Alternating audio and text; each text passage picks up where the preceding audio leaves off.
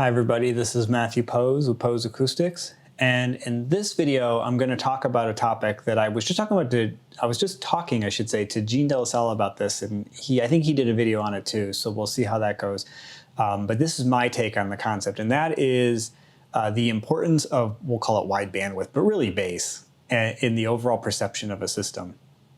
So when I go to a fair number of audio shows, and I've been doing that now for 5 or 6 years, as a reporter, I should say, as a journalist. And, you know, when you go to the shows, a lot of the expectation from these manufacturers is that you as a journalist are going to write up the room and say, like, it sounded so good. Now, for those of us that have been doing this enough and have the experience of hearing really good rooms optimized on their own, so not these like hotel rooms, but like systems we've set up or others have that sound really good, I think most of us know the vast majority of these hotel room demos are not very good. Now, there's a lot of reasons for why they're not very good, but at the end of the day, they just don't sound as good as they could. It's very rare that the rooms are treated. Even when they are treated, they're not optimized. It's very rare that there's any kind of EQing or any sort of room correction that's being applied. Again, even when that's being done, there's other problems in the room. It's not an ideal room. Often there's small hotel rooms or the room is too big. I mean, sometimes you'll see speakers like, yes, the speaker's pretty big, but it doesn't really have the output it needs for a room of that size. A lot of the larger rooms also have like 5 or 6 systems set up, all playing at the same time, interfering with each other, which is all to say that my general experience, like many, has been that you generally get mediocre stuff there. And your perceptions are often dominated by a very particular aspect of the sound. As much as we don't maybe want to admit or believe this, there's research to support this, and that is the bass. So I've heard different percentages, like 50% of our perception of sound quality comes from the bass, or 80% I heard once. I don't know the exact number. There's been a couple of different research projects that tried to quantify it. Certainly Harman's work and Sean Olive's was one of the bigger ones. What I can say, at least for sure, is that we know both from research and just from my experience that bass plays an outsized role in our perception of sound quality. Now, many of you may be saying, well, yeah, because like who doesn't like hearing the bass notes of the music? But there's more to it than that. It's not that simple. It's not just that you're hearing the bass versus not, and that matters more to us. When that bass is missing, the overall balance of the system has now been shifted such that we perceive the mids and highs differently than we would if the bass was there. So that system sounds thin, which makes it tend to sound brighter. When you add back in the bass, what was before a neutral system now becomes more obviously neutral. Now here's why that matters. Take 2 systems that you're demoing, such as at these audio shows, back to back. And I understand probably you're not literally doing it back to back like A-B comparison, but you walk from one room to the next. One has really good bass. It's articulate, it's been everything's smooth and clean, and so you're getting like really nice, deep, well-extended bass. There's no big resonances, it sounds great. But we're just gonna say for the sake of argument, the mids and highs are actually not that good. They don't measure well, but overall you've got a nice wide bandwidth system. Then you go into another room and the system actually has fairly poor bass. It doesn't have good extension. Maybe there's like a dominant resonant tone that you're hearing at around 100 hertz that's ringing quite a bit because of that. And then the mids and highs are perfect. They're as good as it gets. You're gonna probably prefer the first system over the second system, even though most of the bandwidth of the system was much better in that second system than in the first one, because the bass was so much less and so much worse. When you go into demo rooms and you compare 2 speakers that are, we'll just say, both equally good in every way except for bass, and one has maybe too much bass. This is a common thing. So maybe you've heard like a Ravel speaker or a Perlisten speaker up against a Paradigm as an example. Paradigm tends to have more bass, a more bass-forward design, if you will, than those other 2 designs. You'll probably favor the Paradigm in that A-B comparison. They also tend to be brighter. But if you looked at actual anechoic measurements of those speakers, what you would find is that the Ravel and the Perlisten measure significantly better than that Paradigm speaker does. That bass ends up being, in that comparison, a dominant factor. And in many cases, even though when you kind of understand what you're supposed to be listening to, or you hear, for instance, what it's supposed to sound like versus what the speaker is reproducing, you'll favor the more neutral sound. When that's not the circumstance, we actually tend to favor also boosted highs, but that's not the focus of this particular video. The point being that bass is really important. And I'm saying that because I think it's really important when people are making comparisons by going out to audio shops and listening. It's not uncommon, just because they're cheaper and easier to have around, for audio shops to mostly have bookshelves within a lineup. And then they'll have like one room or two rooms that have the high-end towers. But it's a big investment for an audio shop to have, for instance, the most expensive tower from, like, we'll just pick on these brands again, Paradigm, Revell, Bowers and Wilkins, and Perlisten. You're gonna stick all those in your room. That's a very big investment. There are obviously places that can do that, and they do, but that's not the norm. So instead what happens is they have one brand that they really want to focus on for high-end.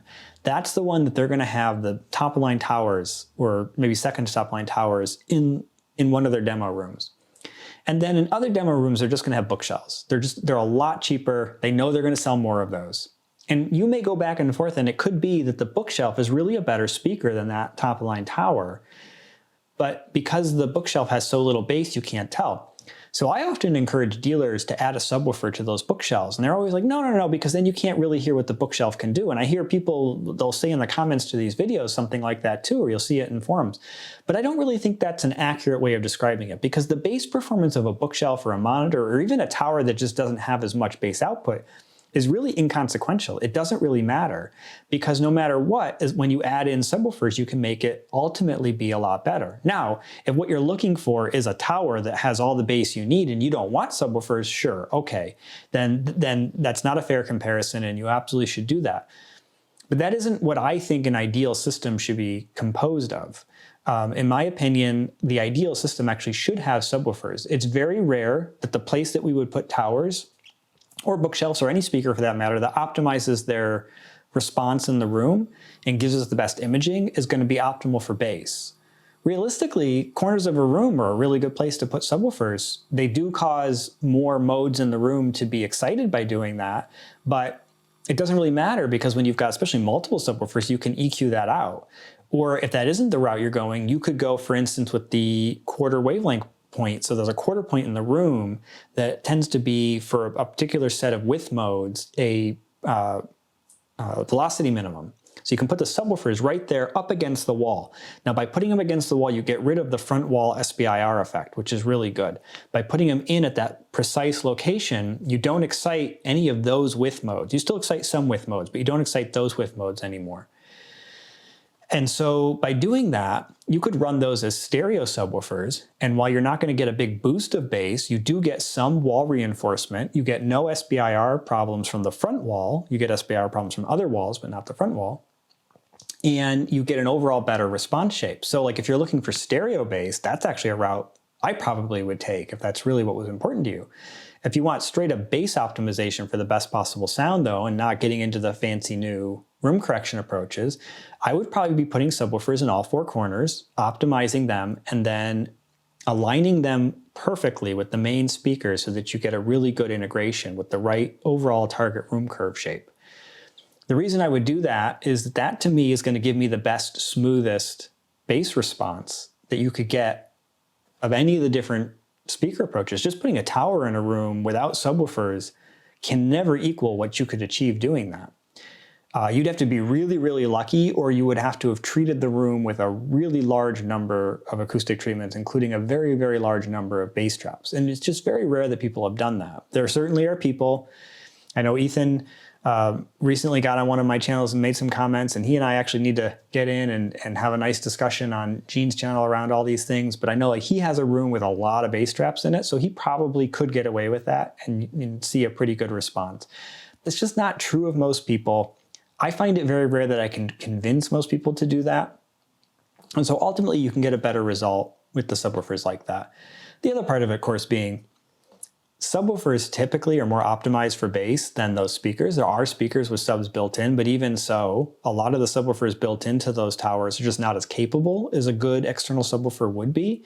And so you're just going to get better bass output from an actual individual subwoofer than you will from your main speakers. I think the reason why a lot of people don't like subwoofers in two-channel systems is that they've had a really hard time optimizing and integrating them. And in a lot of purist systems, it's really tricky to do that well because you don't have the controls you need to get everything aligned perfectly.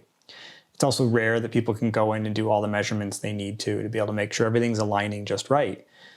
But ultimately that bass, like I said earlier, dominates our perception of sound quality. So regardless of whether we're going with the high treatment approach or the subwoofers versus towers approach, the bigger point that I was trying to make was that bass actually affects how we perceive the overall performance of the system. It makes the system sound more dynamic. It makes the sound more complete, more even, which makes the mids and highs sound more balanced. And when that's missing, it gives us a false impression of the sound of the speakers. So it's important not to discount bass when we're making these comparisons, but it's also important not to discount bass when we're struggling to understand why something we're listening to doesn't sound good. Because it really could be the bass, even if what we're hearing is a problem in the highs. Not always true, but important thing to look at. So hopefully you found this video helpful. As I've said before, please subscribe to my channel because you're helping me to promote doing more videos. And I hope you enjoyed this and found it helpful. Thanks for watching.